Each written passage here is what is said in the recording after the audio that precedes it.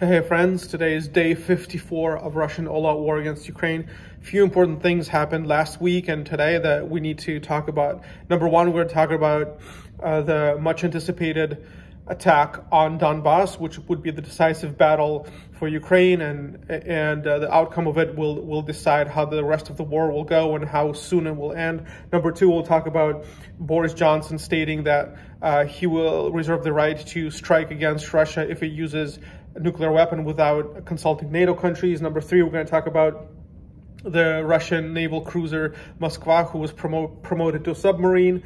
And number four, we're going to talk about the Russian economy and what's happening there because of the sanctions. So number one, for 3 weeks straight, we knew about this decisive battle on Donbass. We saw that Russian troops were pulled back from Kyiv and Chernihiv region, regrouped, and started to accumulate around Donbass because, as we know, Putin needs some kind of victory, and he has two dates in mind. One date is the Ukrainian Easter, which is going to happen this coming Sunday, which is the 23rd of April. And number two is the victory day over Nazi Germany, which is May 9th. So he has given a command to his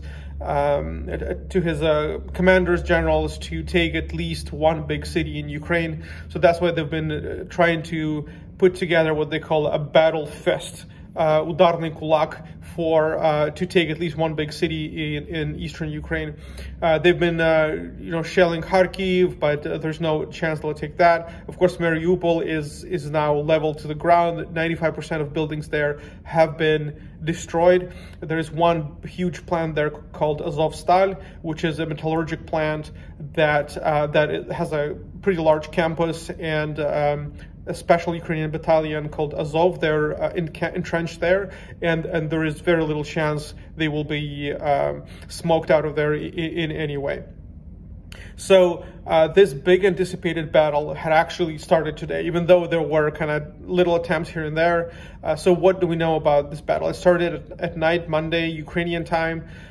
We were expecting a lot more, though. It kind of started weak because usually Soviet style, how these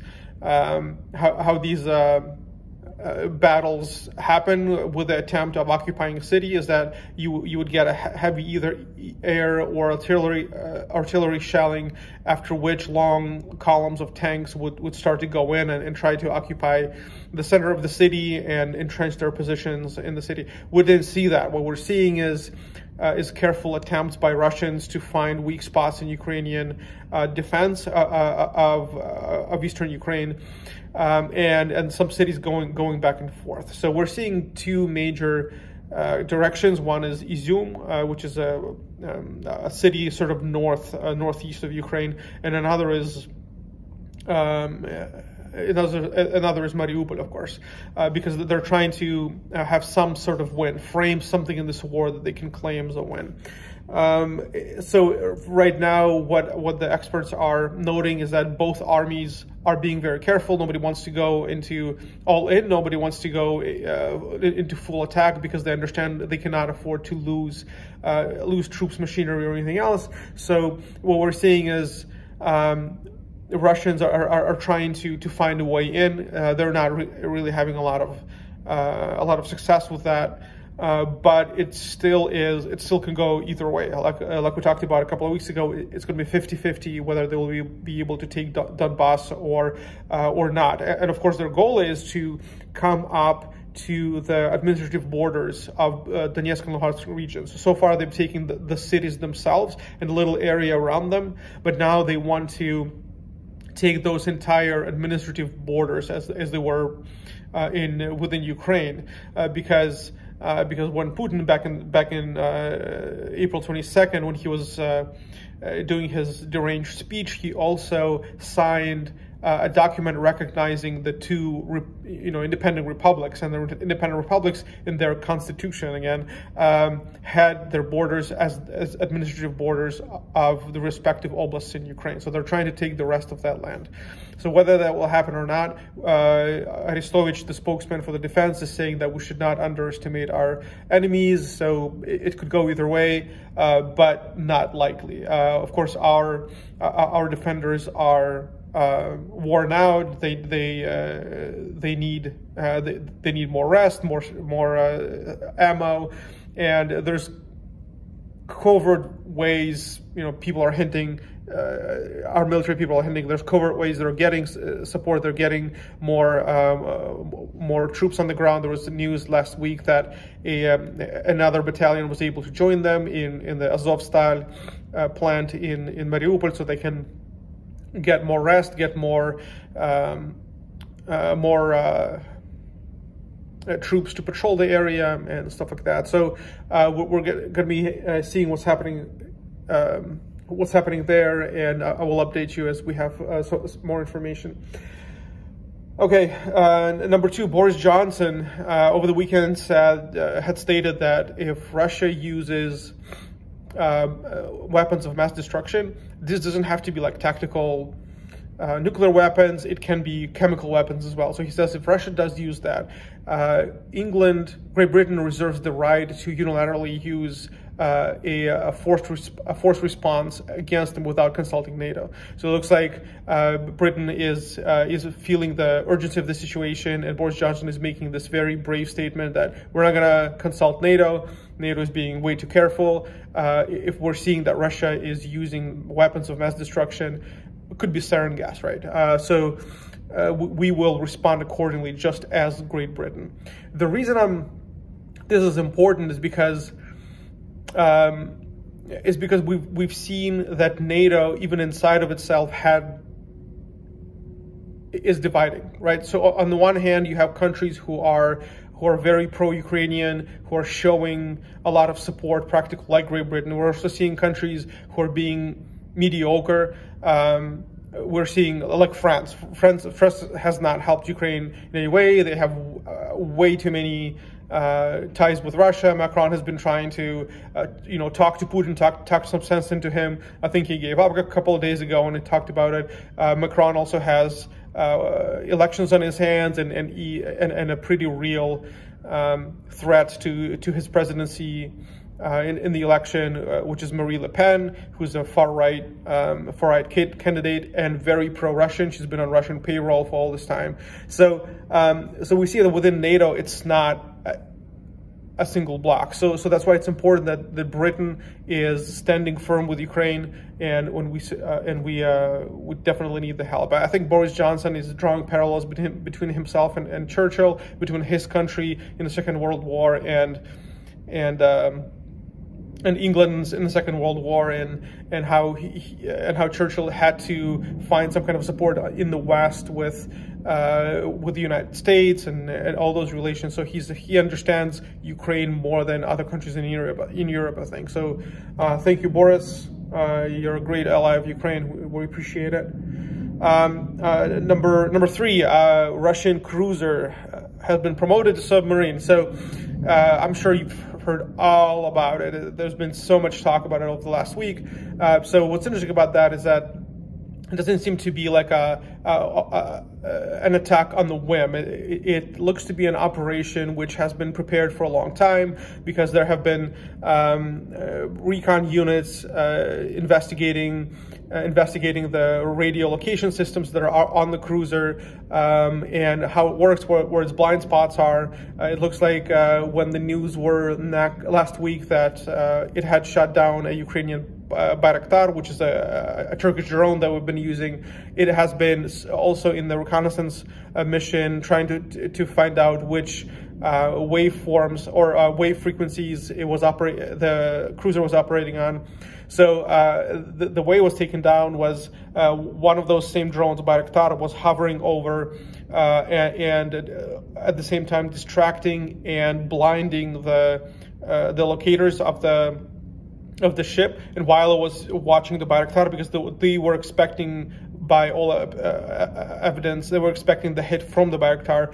At the same time, it had blinded and distracted the ship and two Ukrainian low-range missiles called Neptune, which means Neptune, had hit the cruiser Moskva, and it caught fire, detonated the missiles that were on board, and it went down. Of course, Russian propaganda had covered up the fact for a day. They said, oh, there was just a spontaneous fire, and they were trying to tow it back to Crimean, the Black Sea port, and at that point it sank to the ground.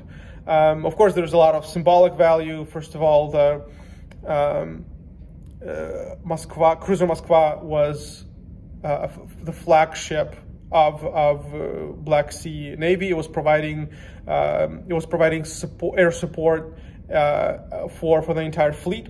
So it had the same principle of work as you would have the Iron Dome in Israel. It would provide the umbrella of protection of rocket missile protection for other ships in the fleet. So right after Moskva went down, other ships that were near Odessa near Ukrainian ports, they had moved way back because they thought they were under attack as well.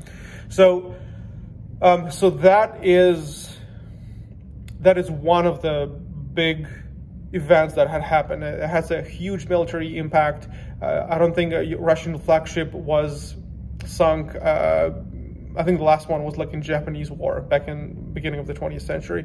So this is a huge deal, and Ukrainians who do not have a navy shooting down a flagship of a country with a big navy, that's a big deal. It has a big deal in morale, and will help us definitely win the war. So now a lot of experts are saying that Russia will have to change their naval strategy, in order to account for the sunken flagship. So there's that. Ukrainian forces for a few days, like 3-4 days, did not claim responsibility for it, and I thought it was a good move in the beginning, but finally they said yes, of course it was us, and with a Ukrainian rocket. Another funny thing about it is that Neptune, which is the name of the missile, Neptune, of course, the Neptune is a god whose weapon is a trident, which is the national symbol of Ukraine. So Neptune is shooting tridents at a cruiser named Moskva. So take it for what it's worth.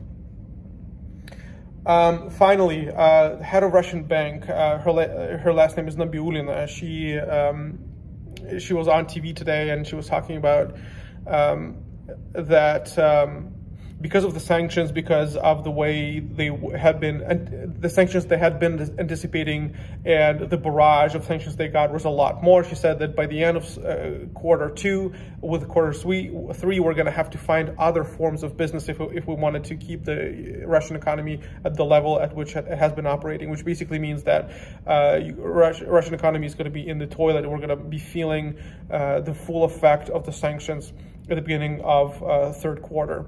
So which means that they understand the problem, but there's nothing they can do about it. So hopefully that will sober up some people, and they will start to think about alternative ways to end this war, and help them see the war differently than they have been to date. As we talked about way in the beginning of the war, that sanctions have a long-range effect. It's not like European countries or in America impose them and they're felt the next week. They usually take a few months to proliferate, and now the Russian officials have said when that date is going to be, which is beginning of Q3. So to date, there have been five packs of sanctions. Now they're taking about number 6, and the big one in number 6 is embargo on Russian oil, which is about half of their exports. Half of it is oil, half of it is gas. So number 6 will hit hard on Russian profits from the sale of oil. So friends, that's it. That's what we're seeing.